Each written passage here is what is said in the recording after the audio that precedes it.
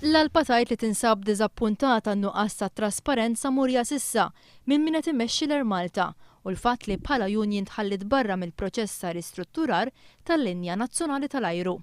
L-Alpa tgħid li ilha sa minn qabel ma beda l-proċess ta' ristrutturar titlob li jkollha aċċess għall-accounts u l-business plan tal-Air Malta, talba iżda li qatt ma ġiet milquha. L-akbar inkwita l-Alpa huwa li r-ristrutturar li qed isir jitratta biss oqsma biex l-Air Malta tissodisfa lill-Unjoni Ewropea. L-Union tal-Piloti qalet li hemm bżonn huma deċiżjonijiet fit-tul biex il-linja nazzjonali tal-ajru issir verament vijabbli u ma tispiċċax f'ċirkostanzi traġiċi bħal-linji tal-ajru oħra. L-Alpa tistaqsi wkoll għalfejn l-Air Malta se titrasferixxi issa l-uffiċini tagħha fi Sky Parks u kemm dan se jiswa lill-Air Malta. Tistaqsi wkoll għalfejn l-Air Malta da ma pruvax tilħaq ftehim mal-Libja biex il-linja nazzjonali tal-ajru tixtri fuel brata orħos.